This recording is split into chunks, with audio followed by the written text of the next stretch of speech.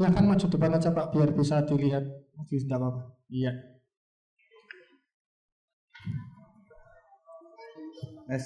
Selamat pagi Pak Wor. Nama saya Chandra. Pak Wor, saya mau tanya, bagaimana kita bisa membedakan seseorang itu memakai ilmu putih atau ilmu hitam? Kan setiap orang kalau kita minta tolong pasti bilang ilmu saya ilmu putih gitu. Tapi kan kita nggak tahu latar belakangnya dia bagaimana gitu. Bisa dijelaskan Pak konsep-konsepnya bagaimana supaya kita ngerti? Terima kasih. Membedakan white magic dengan black magic itu susah. Karena kita bukan ilmu kita itu. Kita berorientasi pada efek atau hasil aja. Kalau memang hasilnya positif, ya kita terima itu sebagai positif. Karena kita tidak tahu apa yang dia bikin. Ya? Hasilnya memang positif. Orang itu jadi kaya raya, tapi waktu dia bikin itu ada proses yang kita bisa ikuti. Apa yang dia suruh? Potong ayam, ayam hitam, misalnya begitu. Iya. Wah, itu kan negatif. Atau misalnya berdana pada itu. Nah, kalau dia suruh berdana itu memang universal. Dulu saya akan pulang ke Indonesia. Ya dulu tadinya saya belajar di luar negeri, tapi ini bicara spiritual. Saya mau pulang, saya lapor guru saya, salah satu orang guru. Saya mau pulang, tapi orang Indonesia banyak main black magic. Apa yang harus saya lakukan? Karena saya kalau pulang pasti bisa dicoba itu, dikerjain. Karena ada kalanya di Indonesia orang suka nyoba-nyoba, tapi itu bukan coba, tenan-tenanan itu. Dia hantam nggak coba kan? Kita bilang coba, padahal dia sudah hantam. Kalau coba, ketahuan, tidak dilaksanakan, itu baru bilang itu coba itu. Tapi kalau sudah mati, apa itu coba lagi? Itu tenan-tenanan itu. Nah, apa yang harus saya buat? Ya katakan sama saya, kalau kamu curiga kamu pergi ke tempat tertentu, bacakan ini mantra. Karena tadi nyebut mantra, saya ingat itu. Mantra itu ada dan sekarang saya tetap hafal. Dan itu boleh untuk semua orang, tidak disembunyikan. Yang bunyinya, nah kalau mau catat silakan catat. Dari dulu datang 70-an sudah diobral itu. Pak Yu belum lahir kali. Bunyinya begini. Budang, sebenarnya itu kuncinya cuma budang saranang gacami. Tapi diselipin kata lagi. Budang sata pakaranang saranang gacami. Cuma tambah sata pakaranang. Sata itu maksudnya sata artinya 7, pakarangan benteng. Jadi saya berlindung pada 7 benteng Sang Buddha. Budang sata pakaranang saranang gacami, damang sata pakaranang saranang gacami, sanggang sata pakaranang saranang gacami. Ya karena saya tidak memain sembunyi-sembunyi, bukan black magic sih. White magic, jadi open for all. Ya, udah catat kan? Bisa ya. Tapi masih tambah satu lagi, ada 2. Yang berikut cuma 3 kata. Sabah satru vinasantu. Satru itu seteru sebenarnya, tapi tulisannya itu Sanskerta. Sabah satru vinasantu. Jadi kalau kita pakai bahasa Indonesia dikit, Sabah ya maksudnya itu bukan bahasa Indonesia, maksudnya semua. Satru ya seteru artinya. Vinasantu ganti B aja, V-nya jadi binasa. Sabah seteru binasa. Tapi itu bukan itu maksudnya. Semoga semua permusuhan lenyap. Itu maksudnya. Jadi mantra punya arti. Kalau mantra tadi simsalabim ya mau bilang apa artinya saya nggak ngerti. Nah tapi sebenarnya mantra itu kode. Kode dari si pengucap itu dengan makhluk tertentu. Tapi makhluk ini, nah ini saya tidak terangkan tadi.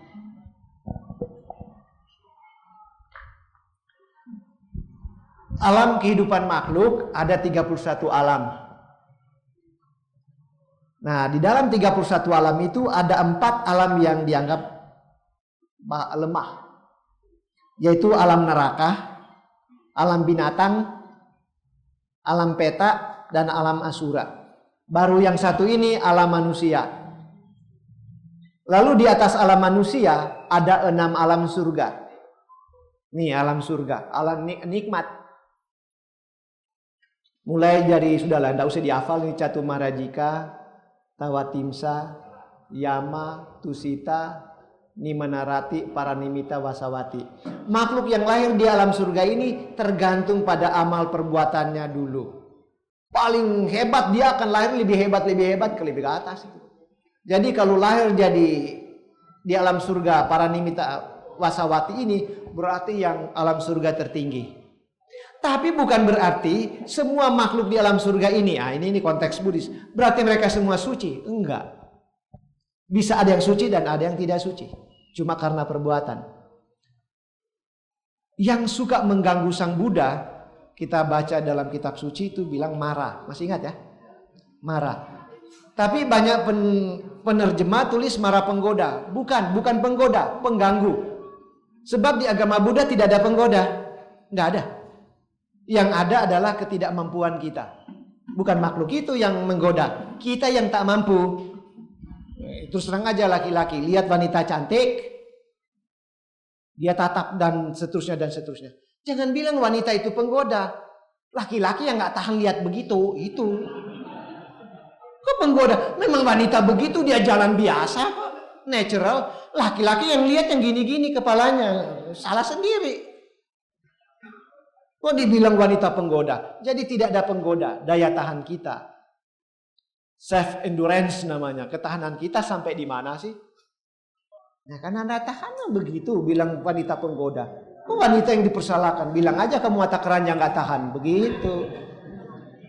Nah kembali itu para wanita yang ganggu Sang Buddha ini dewa canggih.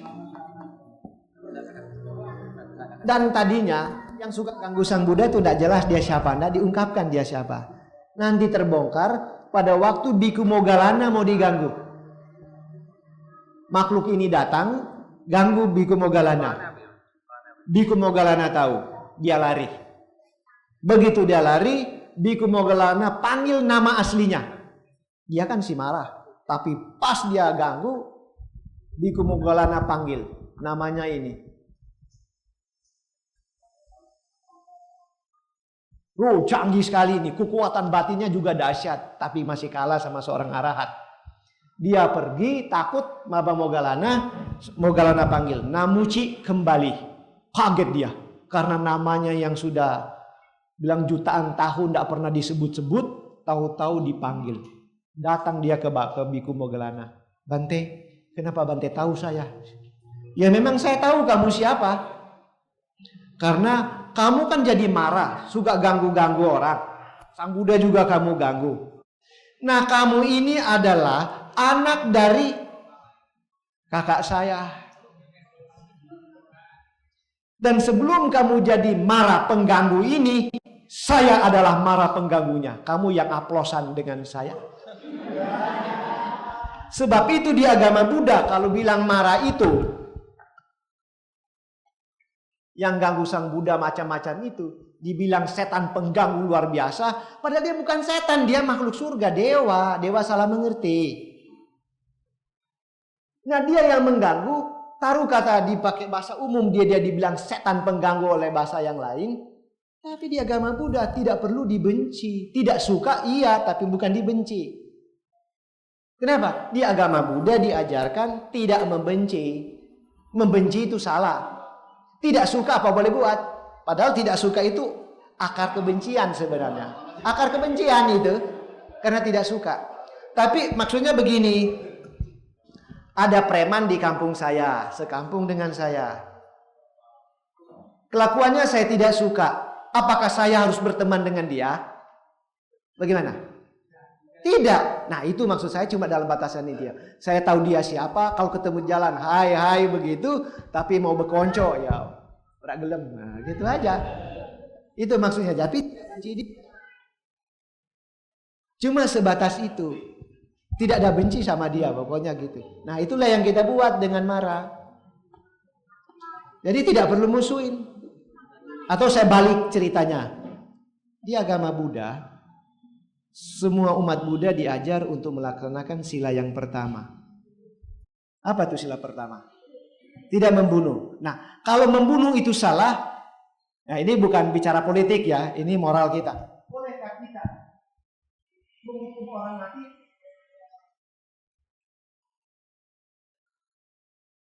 Tapi tidak boleh, Pak.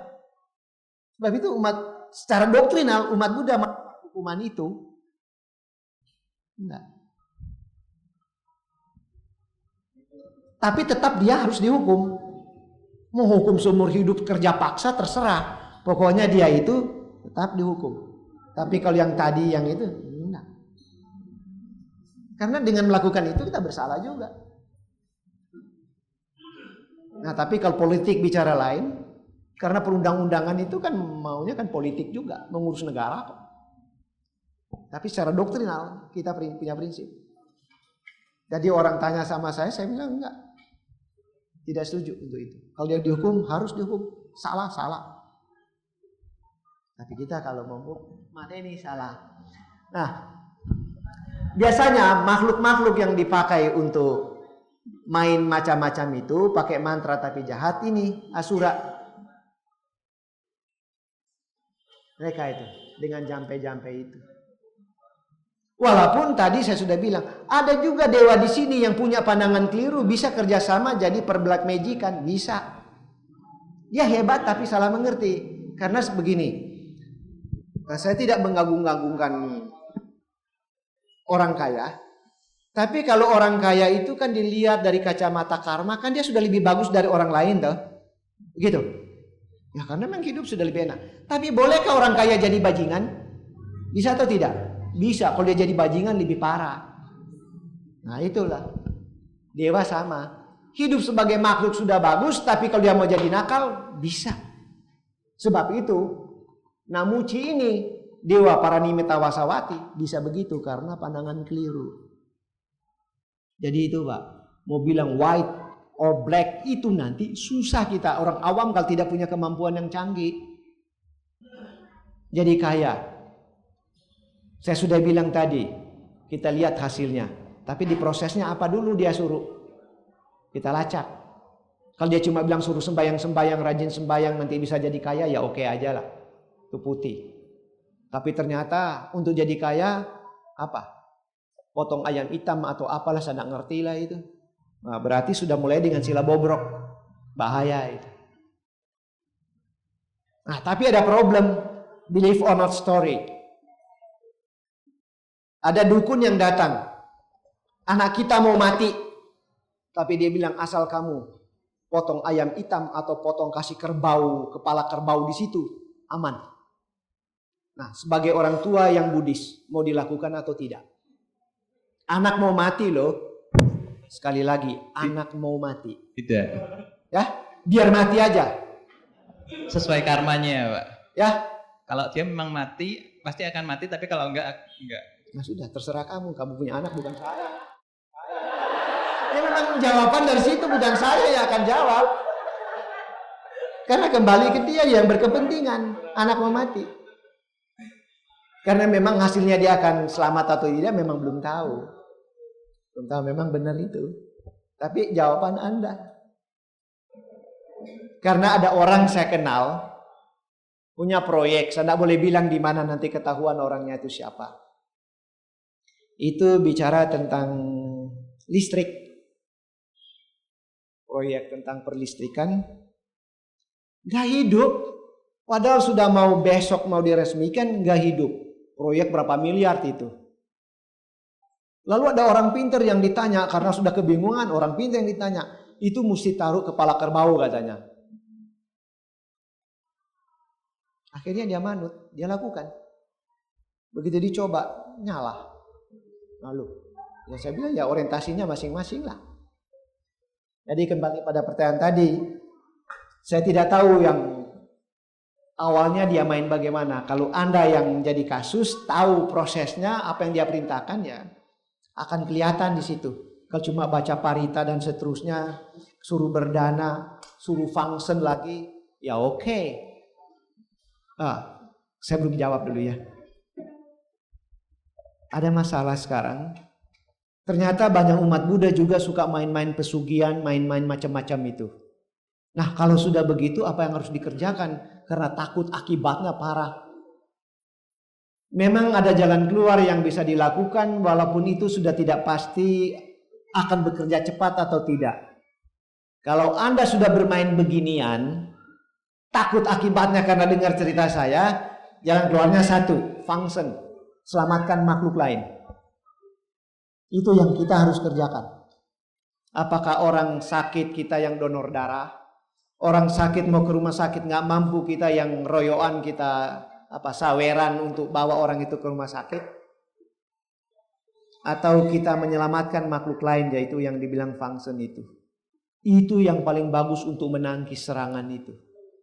Yang tadinya bisa mematikan, tapi kalau kita berbuat kebajikan yang baik ini, ya cukup aja kita setengah mati, tidak usah mati. Ya terserah, daripada udah mampus Pak. Kalau kan baru mati sebelah masih bisa nonton televisi. Gol, baru gol pun bengkok-bengkok tapi masih nonton televisi. Tapi kalau udah mati kan sudah anicca wata sangkara Pak. Tapi function kita lakukan. Kalau sudah terlanjur, sudah terjadi, aduh Pak dulu sudah begini-begini, ya sudah sekarang function lah, banyak berdana lagi yang lain lah untuk nangkis. Yang kedua pertanyaannya apa tadi? Terima kasih. Cukup ya Pak? Ya.